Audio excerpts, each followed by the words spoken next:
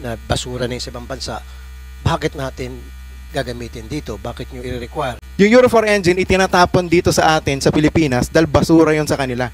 Hindi na nila pwedeng gamitin sa kanila. So why will we use it? Ibebenta sa atin ng pagkamamahal. Napakalaking kalokohan. Kaya mahal yung modernized na mga minibus. Dalawa kami ni Mr. Saraw na gumagawa ng jeep for 77 years. Bakit hindi kami kinonsulta? Kung titingnan niyo yung litrato ng Philippine National Standards ng jeepney, hindi jeep, minibus. Umpisa pa lang mali na eh. Ba't natin itutuloy? Lahat ng proposal ko sa LTFRB kay Attorney Guadis, pinatay niya. Yung superhero program namin, na mamimigay na nga lang kami ng libreng jeepney, pinatay ni Chairman Guadis. Bakit ayaw nila ibigay sa local manufacturer kung ibibigay naman nila sa foreign manufacturer? Sino po naman malapit? Yung foreigners, sila po yung nag-apply kasi ng Kaya nga, di wag nyo certificate. entertainin. Wag nyo entertain, as simple as that. Unahin nyo muna yung local. Tayo po, noon pa po sinabi ko na to, sinabi ko rin sa media, sa congressional inquiry, kaya po natin. Kaya po natin gumawa niyan. So ngayon, ang tanong, bakit late na tayo? Kasi unang-una, nung ginagawa yung PNS o yung Philippine National Standards na mention ni Yusek Ortega, in fairness, wala pa sila nun sa DOTR, hindi kami kinonsulta. Ang kinonsulta ng DTI para gawin yung Philippine National Standards sa manufacturers ay mga manufacturer ng bus sa ibang bansa. So paano may ma-modernize yung jeep kung kukonsultahin mo mga foreign manufacturers ng bus? Di ba? Parang walang connection. So ang may iwan sa atin ay yung pagtataka na baka may connivance dito. Yun yung problema. So dalawa kami ni Mr. Saraw na gumagawa ng jeep for 77 years.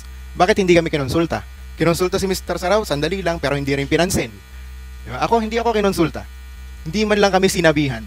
Ginawa nila yung Philippine National Standards. Kung titignan ninyo yung PNS na ibinebenta ng DTI, hindi nila yung pinamimigay.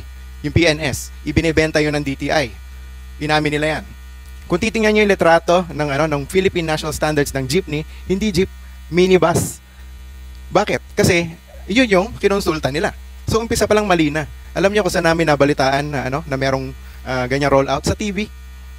Hindi nila sinabi sa amin na kami yung mga manufacturers ng tunay na jeepney dito sa Pilipinas, hindi sa ibang bansa. So napakahalaga niyan. Umpisa pa lang mali na eh. Ba't natin itutuloy? Yun yung tanong ko. Diba? So kung tanong, kaya ba natin? Yes, kayang-kaya natin. Kaya ang ginawa ko, unang-una, kinausap ko yung mga usual usual partners natin. Kasi hindi lang naman jeep yung ginagawa ng Francisco Motors. 1960, pinasok natin Isuzu dito sa Pilipinas. 1970, pinasok natin Mazda. So lahat ng Francisco jeepney, simula 1960, maging yung mga kasama natin ng mga operators can attest to this. 1960 up to the present, lahat ng Francisco jeepney, 100% brand new. And 85% Philippine made. Hindi yung 25% lang. Di ba? Kasi ngayon, 25% sabi mo locally manufactured, kalokohan yun. It's a way for them to be able to import and call it locally manufactured. So, para sa akin, malaking kalokohan yon. Then next, ang Euro 4 engine ay obsolete na sa mga ibang bansa. Pumunta ka ng China, pumunta ka ng Japan, maski saan, wala nang gumagamit ng Euro 4 engine. Yung Euro 4 engine, itinatapon dito sa atin, sa Pilipinas, dahil basura yon sa kanila. Hindi na nila pwedeng gamitin sa kanila. So why will we use it? Ibebenta sa atin ng pagkamamahal. Napakalaking kalokohan. Kaya mahal yung modernized na mga minibus. Kasi Euro 4 engine, Euro 5 engine, sobrang mahal, hindi na ginagamit sa ibang bansa. Ngayon, hindi jeepney yung ibinebenta nila. In contrary, with all due respect to Yusek Ortega, sinabi niya na, okay, it's a marketing concept na kapag maraming competitors, bababa yung presyo. But I beg to disagree. Ang tanong ko sa kanila, ilang negosyo na po ba yun na nasimulan ninyo at naipundar ninyo? Kami, 77 years na kami dito sa industriya. Ako personally, 32 years na. Pinasa ko na nga sa anak ko eh. Siya na yung presidente at CEO ng Francisco Motors. Pero ang sa akin, kung i-open mo yan sa lahat ng mga foreign manufacturers, ang dami naming mga trabahador na nawalan ng trabaho. Dahil inopen mo sa foreign manufacturers.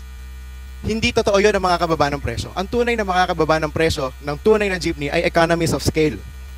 Kailangan merong mga manufacturers dito sa Pilipinas, local manufacturers, na gagawa ng tunay na jeep. Yun ang dapat mangyari. Hindi tayo dapat yung directly importing lang. Hindi pwede yun. Kasi hindi tayo makaka-achieve na economies of scale. Sabi nila merong 60 plus o 59 o 60 plus na accredited ng LTFRB. Wala po kami ni Mr. Saraw sa listahan na yun. Wala kami doon, wala kaming certificate of compliance pa. Bakit? Kasi simula pa nga lang, di kami sinabihan. Pangalawa, lahat ng proposal ko sa LTFRB kay Attorney Guadis, pinatay niya. Lahat ng proposal namin. Yung superhero program namin, na mamimigay na nga lang kami ng libreng jeepney. Pinatay ni Chairman Guadis. So, paano gagawin natin yan?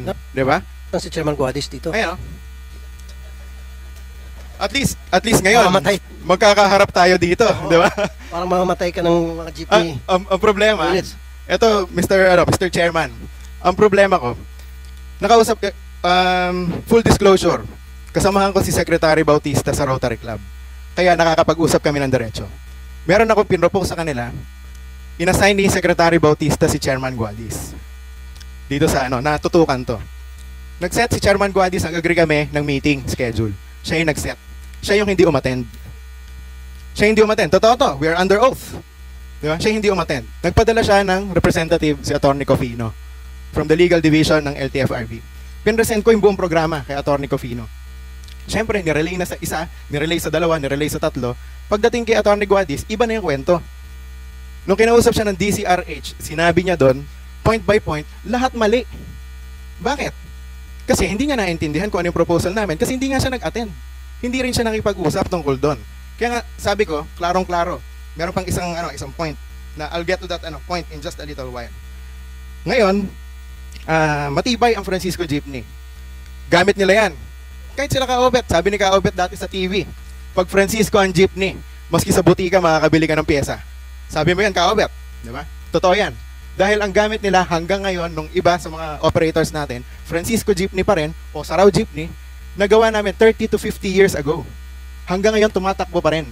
Pero yung mga minibus na imported, 3 taon pa lang, zombie na itsura. Thank you, Mr. Francisco. Mr. Chair, Ah, Mr. Chair, excuse me po. Okay, sandali po, mabilis na question to, kasi nabanggit kanina ni Mr. Edgardo Sarao at saka ni Mr. Francisco, yung Euro 4 engine. Yun yung ni-require nyo dito. Number one, kung totoo yung sinasabi nila na basura na yung sa ibang bansa, bakit natin gagamitin dito? Bakit nyo i-require yung mga modernized jeepney na kailangan Euro 4 engine ang gamitin? Mr. Chair, may I be recognized again? Bakit kinakailangan Euro 4? Yes, Mr. Chair. Mr. Chair, when we assumed this position, this was the standard set by the Department of Environment and Natural Resources. So we merely adopted the standard set by the DNR nung pinatupad po namin itong proyekto. Sa next hearing, patawag natin yung DNR? Patawag natin. So, Then, DNR na nag-set niya. Opo. Baka ang negosyo ng taga-DNR na yan, yung Euro 4, doon kayo kukuha, surplus. Basura na lang daw O tapos ngayon, yung basura ng ibang bansa, yun yung dadalhin dito para gamitin natin. Mr. Chair, it is Euro 4 or higher, yun po ang nasa standards ni DNR na doon po sinunod ni DOTR. Okay, Mr. Sarao, And, ano yung engine na kayang i-manufacture dito ninyo? Wala po tayo walang manufacturer dito ng makina. Wala. We outsource them from Japan. So yung sa inyo body chassis, Oo. Yung mechanical parts and engine sa labas na lahat 'yan. import yun. Kaya yun ang naging problema nung in-announce nila yung PUBMP kung saan kukuha ng mga brand new parts from. So kung para sa inyo, sa ngayon ano ba yung engine ng mga jeepney na tumatakbo sa ating mga kalsada? Yung mga surplus pero recondition. Parang bago na rin yon at pumapasa doon sa standards ng smoke emission nila. Then isa pang in-introduce namin yung full electric. Medyo bago to sa mga tao natin kaya hindi nila masyado munang ine-embrace, pero definitely ang takbo ng transportation sa full electric lahat Pero right now we have to settle on diesel engine na Euro 4 or higher yung rating.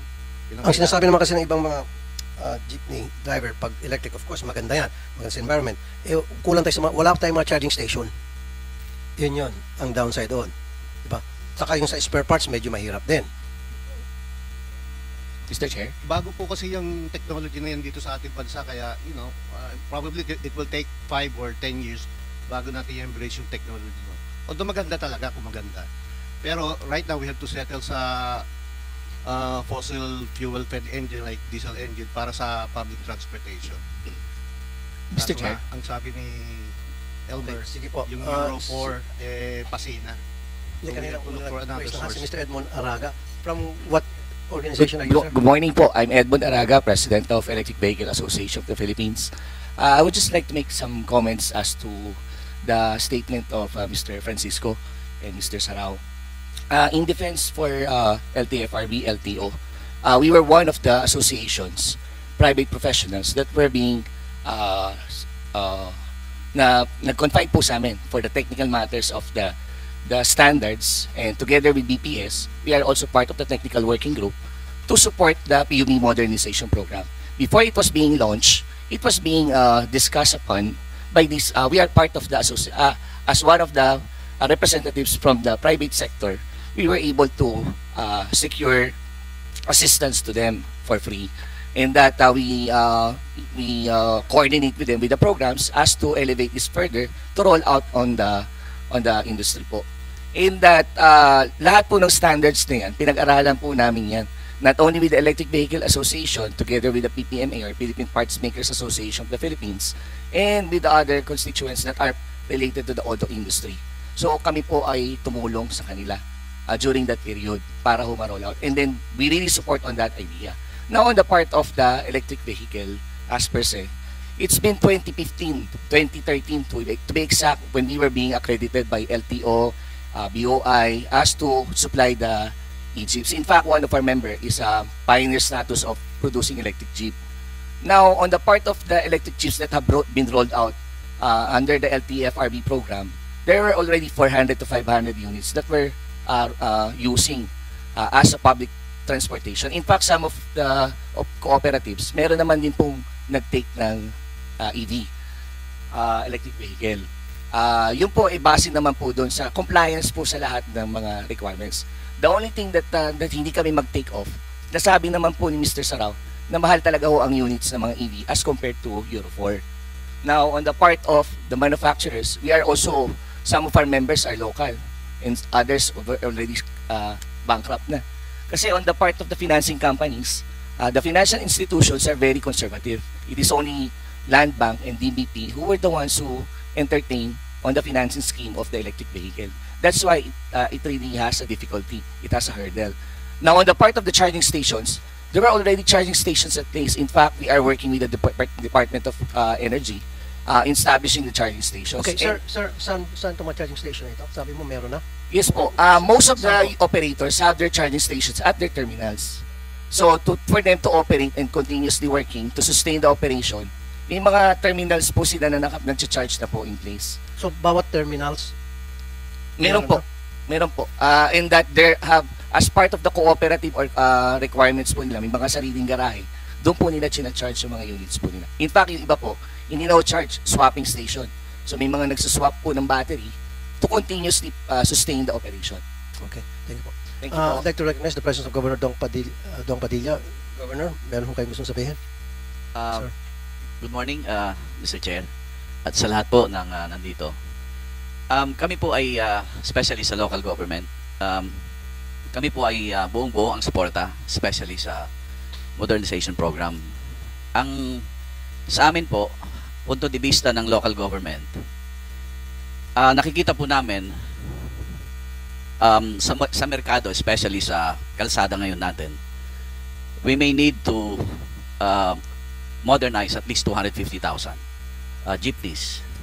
Ngayon po, kung ito po ay ibibigay sa lokal na manufacturers, katulad po ng Sarao and Francisco, na ito naman po mga local manufacturers na ito ay mahaba na ang karanasan sa pag-manufacture ng jeepneys.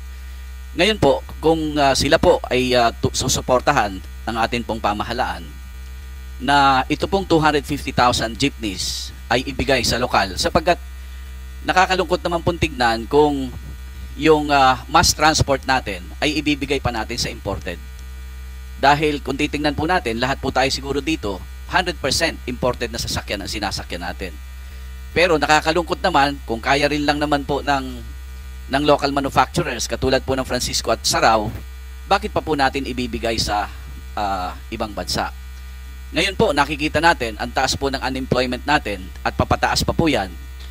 Ngayon, kung ibibigay po natin ang suporta ng gobyerno natin sa local manufacturers, kahit dito lamang po sa mass transport, especially sa modernization po ng ating sasakyan sa masa, napakalaki po ang may bibigay na benepisyo sa ekonomiya. Lalong-lalo na po, nandito sa Metro Manila, nakikita natin, nagsisiksikan ng mga manggagawa. Nandito po ako dahil sinusuportahan ko po yung inisyatibo po ng Francisco, dahil sila po ay yun pong kanilang production line ay ilalagay po sa amin pong economic zone sa Camarines Norte.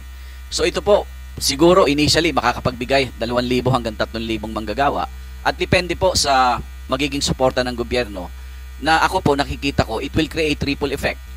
Dahil kung ang mga manggagawa na nandito sa Metro Manila ay may engganyo natin bumalik sa probinsya, dahil kung titingnan po natin, ilang local manufacturers po ang mabibigyan ng benepisyo kung itong 250,000 na units na ito ay bibigay natin sa lokal na manufacturers. Ngayon po, doon sa punto de vista naman po, pinag-usapan na po namin ito sa Regional Development Council. Yun pong issue ng route plan. Ay suportado ko po yung binanggit mo kanina, Your Honor. Ano po ay nakikita po namin, kasi ako po 9 years po akong naging mayor at ngayon po ako ang governor ng aming pong probinsya. Nakita ko po na malaki ang magagawa ng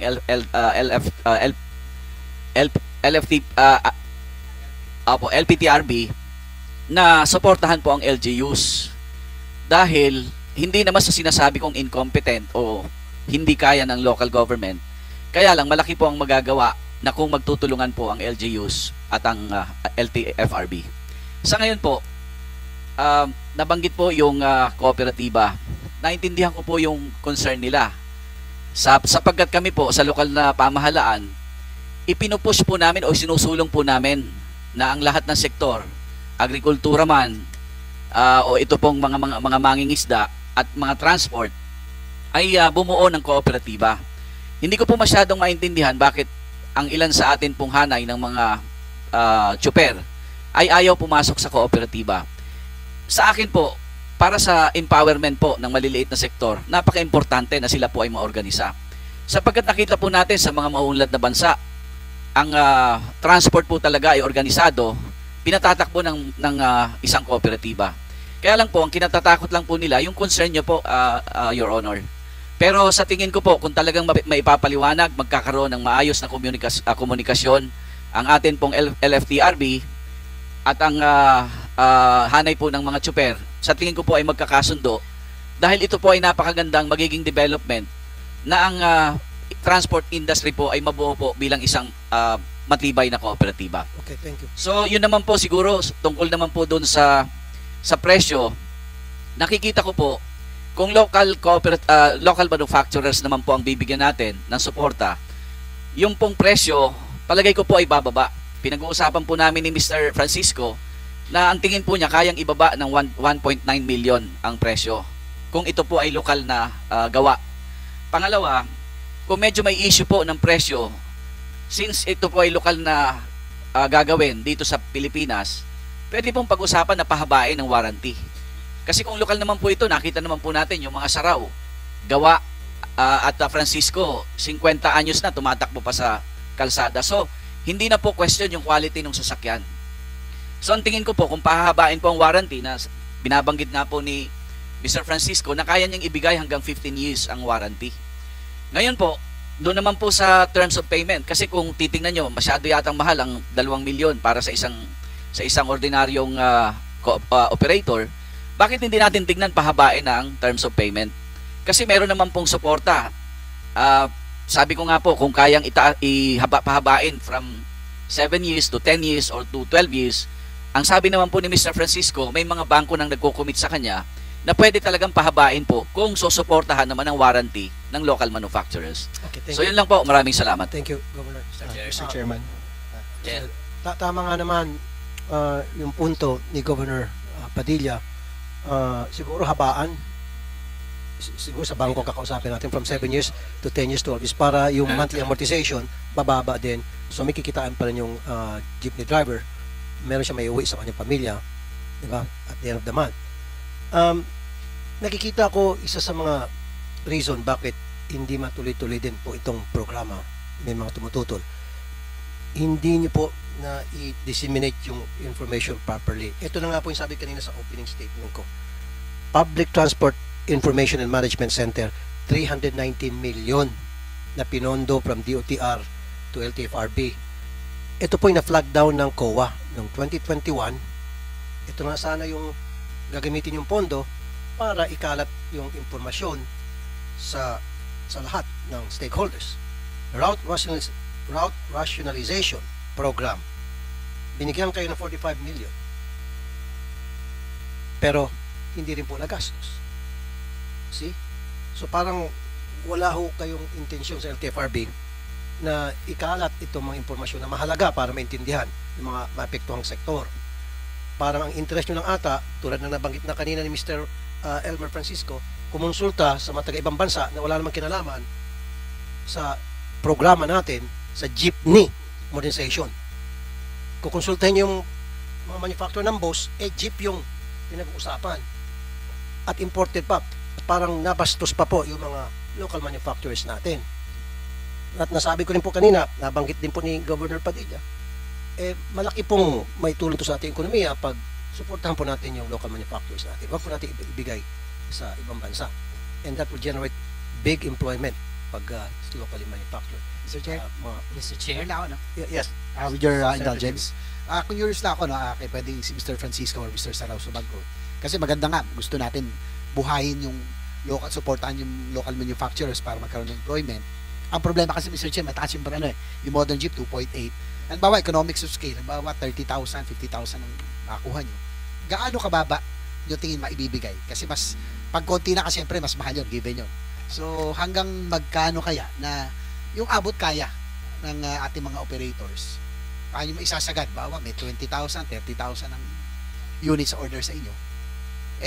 Kahit sino po sa inyo pwede sumagot. Mr. Chairman, ako po muna pinauna ni Mr. Sarao. So, nabanggit po ni Governor Padilla yung presyo namin. Nauna na po ako nakapag-declare sa media, pati sa Kongreso, na yung unang 1,000 na units na magpapareserve sa Francisco Motors, of which lumampas na po kami doon.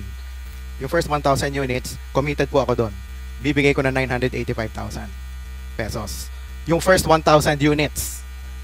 Yun po. Ngayon, yung lampas po, dahil nasa 1,300 units na po yung nagpapareserba, yung lumampas po ay 1,997,000. Pero ito po ay full electric na. Hindi po yan yung sinasabi ko na Euro 4 na bulok na. So, electric po to na bagong teknolohiya. Wala po kayo makikita sa merkado ngayon dito na nagbebenta ng electric na jeepney or minibus na merong range na 250 kilometers. So, 250 kilometers po yan. Yung 2021 model po natin, 100 kilometers lang po yung range niyan. Ito pong bago, 2025 model na po, na isasubmit namin sa DOTR sa mga mid-July po. Isasubmit po namin para makakuha tayo ng bagong Certificate of Compliance. 1,997,000 pero 250 kilometers na po yung range niyan on one full charge. Ang jeep naman po kasi hindi kailangan na sobrang layo dahil pabalik-balik lang po yan sa fixed na ruta. So meron lahat po ng pagde-deployan natin ng electric jeepney ng Francisco ay magde-deploy din po tayo ng charging stations. Meron pong fast charger, then kada jeep po may kasama rin siyang charger na pwede i-plug lang sa regular 220 outlet, 220 volts na outlet. So, yun po yung yung isa natin, yung sa presyo mababa po natin. Then totoo rin po yung sinabi ni Governor Dong Padilla na ang warranty po na ibibigay ng Francisco Motors sa Francisco Jeepney ay 15 years. 15 years ang warranty. Dahil po dito, meron tayong mga kausap ng mga bangko, meron na pong 3 private banks na mga malalaki po dito na local banks na nag-commit po sa atin ng hanggang 11 years na amortization. Meron po kasing mga ruta na mahahaba ang ruta at maraming tao, kayang-kaya nilang magbayad ng 3 years, 4 years, 5 years. Pero meron po mga may iksing ruta na konti ang mga pasahero na na-compute na po namin hanggang 11 years kaya po nilang bayaran. Ang importante po ay yung kayang kitain ng kanilang ng kanilang operation. Yun po ang mahalaga na meron pa sila may uuwi sa kanilang mga pamilya. Then kanina po nag-usap din kami ni Mr. Averion ng Land Bank. So, ngayon nalaman niya na 15 years yung warranty namin. Baka naman yung 7 years pwede pa nating ma-extend through sa government banking institution. Ngayon nagpapasalamat din po kami sa inyo, sa ating mga mambabatas dahil do sa Evida. yung Electric Vehicle Industry Development Act. Dahil 1980s pa lang po, hindi po totoo na bagong teknolohiya yung electric dito sa Pilipinas. 1980s pa lang po, meron ng electric jeepney yung Francisco Motors. Meron din po tayong electric Anfra. Pero ang problema nun, lead acid deep cycle pa yung baterya nun, lumang teknolohiya. Ngayon meron ng mga lithium. Ngayon, congratulations kay IVAP na presidente, na kinonsulta kayo ng DOTR o ng DTI dahil kami po hindi. Pero kabayan, magkababayan tayo po yung magtutulungan. Kami po ay nasa electric vehicle industry na rin. At nagpapasalamat kami dahil magkakaroon tayo ng mga incentives para lumikha ng sarili nating drivetrains dito sa Pilipinas. So ang ginawa po namin, humingi tayo ng suporta mula sa BOI, sa gobyerno natin. Dahil nagbigay po sila ng tag 9 billion pesos sa mga foreign manufacturers para mag-locally produce ng mga sasakyan dito sa Pilipinas. Hindi sila naka-comply. Yung pangatlong component po na isang 9 billion pa, hinihingi po natin sa BOI CARS program. Noon pa po, 2018, 2019, hinihingi po natin. Ayaw po nila ibigay sa atin.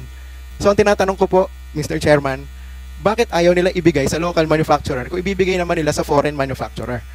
Para dito sa programa ng gobyerno na gumawa tayo ng sarili nating jeepney, yung tunay na jeepney, dito, local. Kung naibigay nila yun sa atin, 2018, 2019 pa lang, nakagawa na tayo ng murang electric jeepney dito sa Pilipinas. Okay, thank you, Mr. Francisco. Pakisagot lang, DOTR, paulit-ulit ko narinig na wala kayong binibigyan ng suporta sa ating mga local manufacturer at palagi kayo kumukonsulta at inyo pong binibigyan pabor ay yung mga foreign manufacturers. Yeah, mabilis lang pong sagot kasi nagtatanong ako yung tungkol sa mga sumama sa PNS. Nasama pala natin yung mga local manufacturers po when it happened. So, ang punto ko lang po, there were local manufacturers, builders po na sumama during the PNS 2017. Next po, dito po sa DOTR kasi wala po kaming programa yung sinasabi niyo po na tutulong sa local manufacturers. Siguro po pwede nating imbitahan taga DTI po kasi meron po silang programa doon yung DTI that will help the local manufacturers. Baka po doon tayo pwedeng lumapit para yung programa nila ay maibigay natin dito sa local manufacturers. Kaya siguro next time, DOTR, imbis na kumonsulta kayo sa mga foreign manufacturers, unahin nyo muna siguro konsultahin itong mga local manufacturers natin kasi they have more experience than the foreign manufacturers pagdating sa pagpapatakbo ng mga jeepney sa mga kalsada natin. So stop consulting with these people, especially from China. Local manufacturers natin, capable sila, 66 years, 77 years na sila. Dekada na, sana binibigyan natin silang respeto. So I don't want to hear from now on na kapag meron tayong mga programa tungkol sa mass transportation, ang una natin kinukonsulta ay yung mga taga-abroad. Kumonsulta tayo sa mga local manufacturers natin. Pag sinabi ng mga local manufacturers natin na hindi namin kaya yan, saka pala natin ipapasa o ikukonsulta sa labas ng bansa.